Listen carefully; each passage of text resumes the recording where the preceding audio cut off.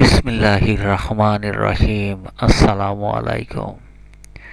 প্রতিনিয়ত আমি যখন বাড়িতে যাই, বাবার সব কিছু লক্ষ্য করি। বাবা কোথায়, কি করেন, কোথায় খায়, কি করেন, কখন গোসল দেন, এমন চিন্তা ভাবনা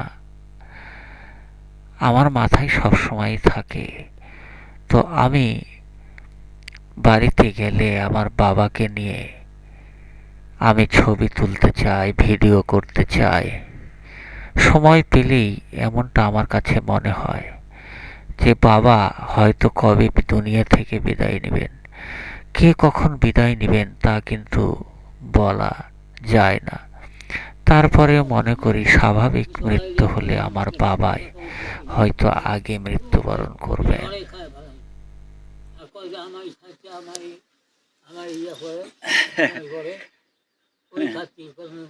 এই যে গাছগুলা মাছগুলা এগুলো যে বিক্রি করে খাইলো আমার 10 টাকা হারাম বলে দিতে দেয়। আমার ওই খাচ্ছি মানে 10,000 টাকা দিবেন ভাঙা খাই বউ দিয়ে আমার মাছকে কুড়ায়। যাক, অসুবিধা নেই, রোদে বসে থাকেন। আর আমি বলে দিছি, যা বলার বলে দিছি। হ্যাঁ, ভালো থাকেন আব্বা, আমি গেলাম। হ্যাঁ, সালাম আলাইকুম।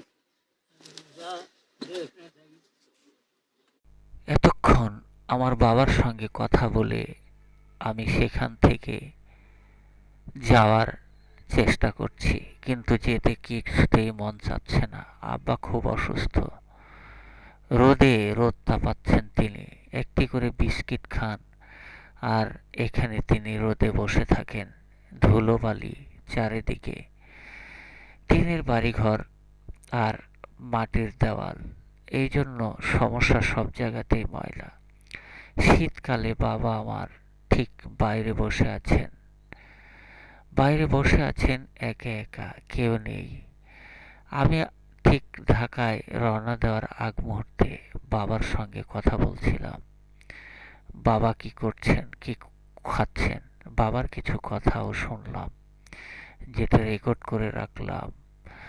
বাবা হয়তো পৃথিবীতে থাকবে না, কিন্তু তার কর্মযজ্ঞ পৃথিবীতে থাকবে। বাবা হয়তো পৃথিবীতে থাকবেন না, কিন্তু এই ভিডিও, এই ক্লিপ, এই ছবিগুলো আমরা সংরক্ষণ করে রাখতে পারি।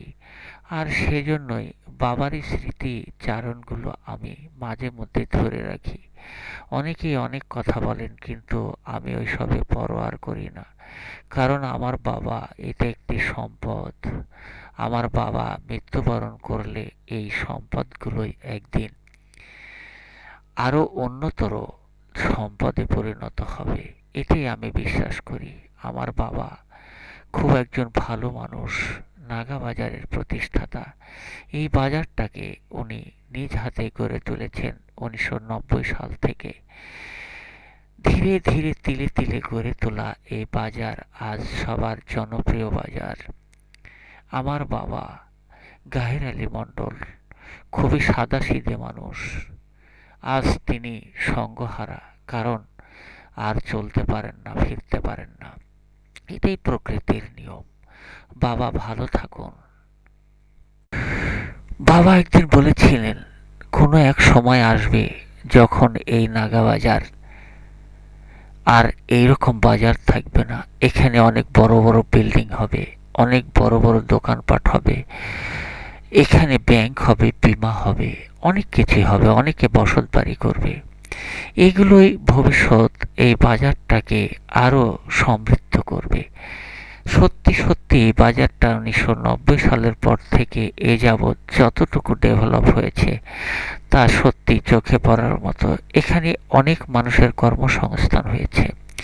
বাবা বলেছিলেন, অন্তত 2টি মানুষের কর্মসংস্থান হলে সেটাও তো জনগণের কল্যাণে। সত্যি বাবার স্বপ্ন আর বাবার দেখা স্বপ্ন পথে চলা সত্যি একটি সৌভাগ্যের বিষয়। বাবার এই স্বপ্ন বাস্তবায়ন করতে আমরা দৃঢ় প্রতিজ্ঞ। নাগা বাজার কাতিলার কেন্দ্রস্থলে অবস্থিত, আর এটা ধীরে ধীরে বাগমারার উপজেলার এবং তারপরে রাজশাহী জেলার একটি সমৃদ্ধশালী বাজারে পরিণত হবে ইনশাল্লাহ। আমার বাবার স্বপ্ন পূরণ হবেই ইনশাল্লাহ।